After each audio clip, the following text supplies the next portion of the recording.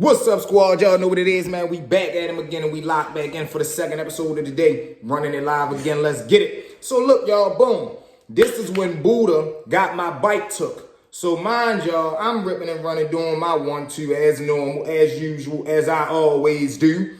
Whole time I play call. So when the play call, he not trying to pull a fast one, but he trying to burn me for real. So I'm like, all right. So he like, yeah, yo, I ain't got no money, but I got this street bike, we can swap out. I'm like, all right, bet. Now, mind y'all, I already told y'all about the whack game. So I told you, I'm ready to profit something crazy off of this whole ordeal anyway.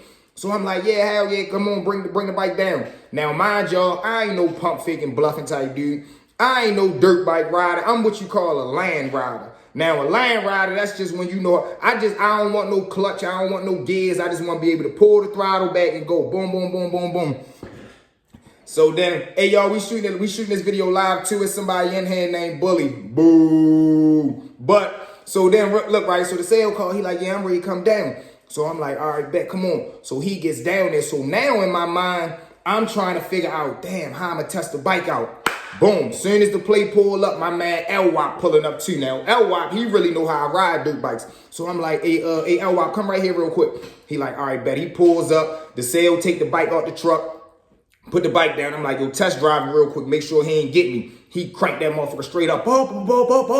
He go spin around the block 2-3 times. He pull back up. Now, when he pulled back up, I'm like, shit, it's good. He like, yeah, I ain't gonna lie, this motherfucker hype, boy, get it. I'm like, all right, so I runs back down to the split, grab the stash, hand it to the play, get my bike, he get up out of there. So now, I just gotta learn how to ride the bike. So I keep asking L-Wop, like, yo, how I know when to change the gears? He like, when the bike starts screaming. I'm like, man, what that mean? He like, when the bike get real loud, hold the clutch, hit the gear, and slowly let the clutch back out, or the bike won't pick up on you. I'm like, all right, bet. So now it's me, Quante, and somebody else. But basically, me and Quante right there, we trying to learn how to get nice on the bike. Quante take it down the alley, come back up. I get on, ride down, come back up. So now, Quante end up crashing the bike. He end up taking a little spill. Boom, he falls down. He break the push start. So now when he break the push start, I at least know in my mind, like, you can jump start a bike. Like if you run it down the hill and then jump on it and start it, So now I'm trying to learn how to do that. I teach myself how to do this. This all in the first day of me getting the bike. I ain't had a bike for 9 hours before the bike ended up getting took. So boom, we riding. I had it for like 2 days, I think. So boom, we riding around. So now I put the bike up. Come the next day, Buddha find out I got the bike. Now, he swear he know how to ride dirt bikes. Listen, this is what I learned too.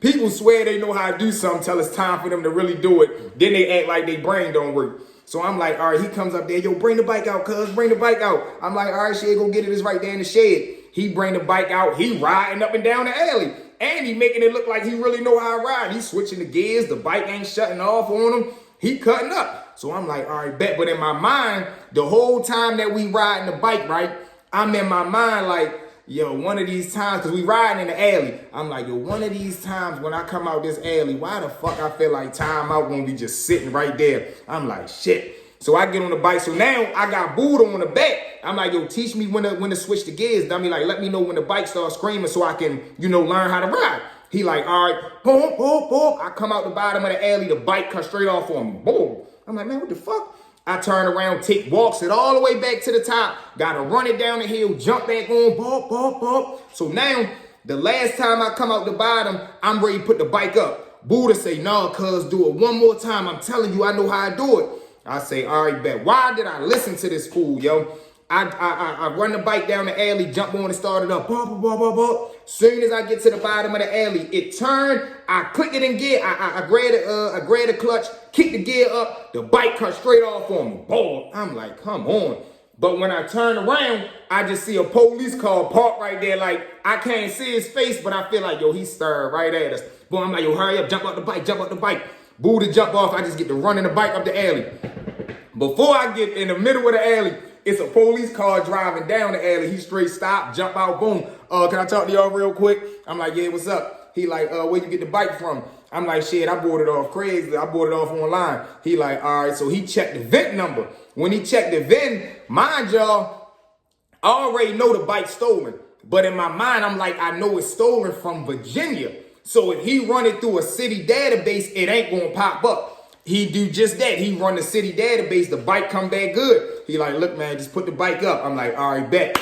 I go put the bike up. I leave. We start ripping and running through the city. Yo, my mother called me like 30 minutes later. Where you at? I'm like, shit, I'm outside. What was wrong? She like, get up, here's the police out back. They talking about they ready to take your bike. The bike stolen from West Virginia. I'm like, what? I straight hang up. Boom. I'm like, I tell Big Man, pull up to my house real quick. Skirt. He goes here. We pull up to the crib.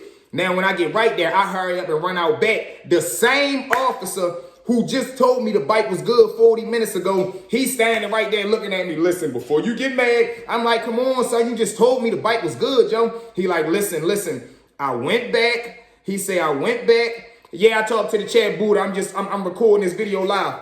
So he like, listen, I went back. When I got to the office, I put it in the worldwide database. The bike came back stolen out of West Virginia. I'm like, come on, son. I'm like, man, I'm not going to jail. I'm telling him, I'm like, yo, I'm not going to jail. Yo, you said the bike was good. And I done already spent my money online. He like, no, we can't lock you up because I told you, but we got to confiscate the bike. So now I'm really mad because I'm like, damn, they ready to take my bike. I just got this bike. Mind you, I ain't really pay nothing for it with some whacked up yams, but it's still my bike. So I'm like, shit. So my mother like, just let him take it, baby. Just let him take it. I'm like, all right, go ahead, Joe. Y'all can take that bitch.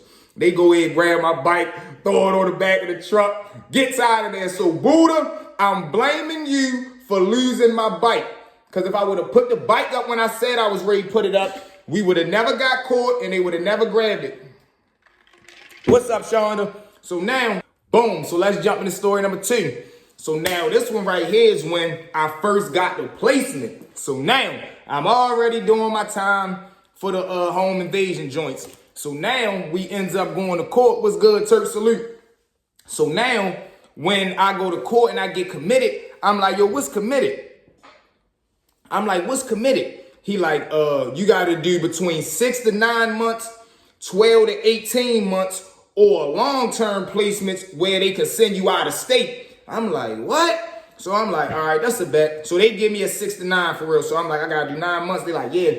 But in my mind, I'm used to so many of my old heads telling me about dead time and stuff. Like, you know, if the time that you do while you waiting to catch your time, when you catch your time, all that time that you already did, that time count. It don't work like that in juvenile. You can fight your case for 2 years. And if they give you 9 months, you still going to go do them 9 months like you never did a day. So I'm like, man, this is crazy. So the whole time they give me my time. So I'm like, where I'm going at? So now I got to wait for a placement to come visit me. They're gonna like do an evaluation on you and stuff like that. See your aggression level, how many times you've been locked up, what type of household you come from, what type of kid is you, do you got any traumas? And then they're gonna decide which placement is best fitting for you. So you can go to like Silver Oak, Victor Cullen, out of state, Backbone Mountain. See, I did 2 placements 2 different times. So we're gonna bounce through those things. So boom. So this time I'm going, the first 2 placements that come, I deny them. I'm like, man, I'm denying all out of state placements. They trying to send me to Tennessee and Ohio. I'm like, man, Utah. I'm not going out there. They like, listen, we pay for your parents to come see you. I'm not going to no Utah, man. You crazy. I'm from Baltimore City. I'm not going to no Utah. So now, boom, Backbone Mountain. Yeah, I was out Backbone. That was crazy. So now, boom. So then, finally Silver Oak come visit me and they telling me about like sports. They got a workout facility. They got a football team, a basketball team. So I'm like, shit, I'm trying to go up there. I'm like, where is that? They like, it's probably like 3 hours away from here. I'm like, all right, that's cool. I'm like, yeah, I'm trying to go. So the whole time they put the paperwork in for real to see if I can get accepted. They hit me back like 2 weeks. They hit me back like a month and a half later and tell me I got accepted. So I'm like, all right, bet. But now, for some reason, as the time getting closer for me to leave, I don't want to go, yo. And I know this sound crazy, and it really do, but I don't know why, yo. I was already so comfortable out hickey where I was at and how I was moving because I had my way. I already had COs who was breaking the law for me. I already had like food I needed. I already had a routine. I already was plugged in. My squad was there. We good. So my case manager, Mr. Ross, he like, yeah, you know you leaving Thursday. I'm like, no, I'm not. He like, no, I'm serious. Now, Ross, that's my man. So I'm like, damn, I'm really ready to leave. So Coach Bolden, he run the gym, but he also run the commissary. He come grab me like, look, you got to cash out all your money that you got, all your points that you got before you leave. I'm like, all right, that's a bet because you can't take none of it with you. I'm like, all right, bet. I go ahead, cash out, like a week go by. They don't never tell me which day I'm dipping though. Man, let's just say it's a Thursday, 4:30 in the morning. They come to my door. I just hear my cell pop. Boom. I jump up. I'm like, man, what the fuck? They're like, get up. You ready to leave? I'm like, where I'm going at? They're like, you going to placement. You going out Silver Oak? I'm like, all right, bet. So I'm like, can I call my mother real quick? They're like, no, just get your shit together. I'm like, all right, boom. I go ahead, get right. Goes down to intake. So now the CO, remember I told you about Miss Cameron, the very first time I got booked, and I was telling her that she was beautiful and all that. She right there in intake, so she all fake crying. You ready to leave me? You gonna be okay? Huh? Make sure you stay in contact. Tell your mother to call me and blah, blah, blah. Can you take your do-rags and your grease? I'm like, no, they said I can't take nothing. I'm like, look, call my mother and tell her where I'm ready to go. And she like, all right, I got you. I love you here. I'm like, all right, I love you too. Like, me and her was locked in. That was my dog right there. You feel what I'm saying? So, boom. They go ahead, shack me up. All of us that's going, we jump on there. We get up out of there. So, boom. When we jump on the van, like I told y'all, it's like 4 or 5:30 in the morning. So, it's light blue outside, foggy again. And we on our way out the West Bumper. So I'm like, damn. So the whole time we get out there, we start moving. We get on the road. We stop down Babies, pick up some people, stop at somewhere else, grab some people. We going up there. So the ride like 3.5 hours. So I fall asleep all uncomfortable and shit. We finally get there. When I lift up, I swear to God, yo, only thing I see is like, it looked like college. Like it looked like a federal compound, like green grass, big buildings, walkway trails and paths. I just see people walking in khakis and like little button-ups or sweaters. I'm like, damn, yo, where I'm at? Where we at? So they get us all out the van. They walk us through. When they walk us through, you gotta go through like, you gotta go down into the basement. When you go down into the basement, they gonna, get your size, give you all your clothes, give you your shoes. They gonna give you the breakdown of the land, tell you where you gonna be housed at, this, that, and the third. So the dude that's bringing me through intake, he like, where you from? I'm like, shit, I'm from West Baltimore. He like, for real? I'm like, yeah. So he asked me crazily, I got a homeboy named Timmy who had just left the jail and got sent up there like a month ago. So he like, oh, you know Timmy? I'm like, yeah, that's my man. Where he at? He like, shit, he on Harvard side, Maroon. You going on Georgetown, Gray side. I'm like, all right, bet. I'm like, am I going to be able to see him? He like, yeah, as y'all walk the pound, y'all going to be able to see each other. I'm like, all right, that's a bet. That's a bet. I'm like, where you from? You from Baltimore? He like, no, he from out there somewhere. I'm like, all right, bet. So now I gets done getting dressed. They take me down to the dorm. So as the dude walking us down to the unit, he like, look, man, just do your time here. This is what type of program it is. Don't be bringing no problems here, blah, blah, blah, blah, blah. So I'm like, yeah, man, I ain't that type of, I'm laid back cooling. I lie to y'all not, yo. He opened the dorm doors. It's like a dorm. He opened the double doors. I look, soon as I stepped in, man, God is my witness, yo. Only thing I hear, whoa, V, whoa, there go my boy, whoa, what's up, chat? I'm talking about motherfuckers is standing on the couch. You got people slamming spades card. Set mother, whoa, V, what's up, baby? So my case manager named Miss Plunkett, I'll never forget her. Oh my God, boy. Miss Plunkett. She's standing in front of me. She like, oh no, you cannot stay over here. I'm like, huh? What? So she take me in the office for real. She sit me down, get my paperwork. She going over.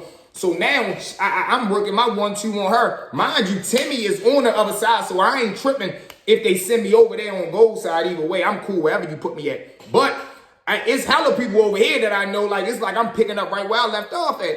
So I'm like, look, man, you ain't gonna have no problems out with me. I'm a laid back, cool dude. Like, I got shit to get you uptown. Like, I ain't like the rest of these guys, man. I ain't coming in here to BS. She like, listen, I'm gonna give you 30 days. If I get one complaint from you, you out of here. I'm like, all right, this is a bet. Now, this where I meet my little man, Pierre. Now, Pierre, he from DC. So when Pierre right there, he what you call a block R. Block R is the highest level you can get. And this was so crazy, y'all. She just knew I was going to be a problem child from the very first hour that I got there. Whole time, fast forward 9 months, 10 months later, I end up becoming block R. Highest status you can get. Ripping and running the compound. You feel me? So boom, now I'm right there. I get locked in with Pierre. Pierre take me upstairs. He showed me where my room at. So I'm like, all right, bet. But he telling me like, look, shorty, you can get your whenever you jump on the phone, let your peoples know where you at, because I keep asking them like, yo, I gotta get on the phone, my nigga. I'm trying to call my peoples, let them know that I touched down, let them know where I'm at for real, so I can tell them how the visits and stuff work. He like, I got you. He like, but make sure you tell them you can get sent like I forgot how much the box can weigh, but your family could send you a package. So now, when your family could send you a package full of like hygiene products and stuff like that, clothes and shit like that, but it had to weigh a certain amount of pounds. So I'm like, all right, but I already knew I was gonna get a crazy package. So finally, Pierre let me jump on the phone. I jump on the phone, called my mother. She like, yeah, the lady called me and told me they grabbed you this morning. Where you at? I'm like, I don't know. We all the way out Croft. I don't know where we was at. It was far out. So I tell her the address. She like, what's up with the visits? I'm like, I think the visits on weekends, bit. Cause no, I don't care where they send me at. My mother and my grandfather, you can send me anywhere in the world. They coming to see me. They pulling up to the jail to see the boy. I'm telling you that now. Love, shout out to mama, love, and my grandfather from the bottom of my heart. So boom, I tell them the whole 1-2. I come back out. Now when I come back out, my little man walk in my room. It's a 4-man room, two bunk beds, 2 people on each side. I go in the room. I get in there the whole time. My man walk. He from down Greenmount, God rest his soul. Him and another little dude in there. They arguing about some money because we used to have like traumadons. Like you could tell the counselor you had problems sleeping, and they would send you to go see somebody like a psychiatrist or some shit. And if you told them you couldn't sleep, they would give you some BS stuff at first. Then when you come, they'd give you like traumadons and stuff like that. So they was nuking on that. I had a whole episode with them. Just kicking it off, we big Joe. Drop that same Joe, you just go straight by. Even just now, get that 10,000, 15,000.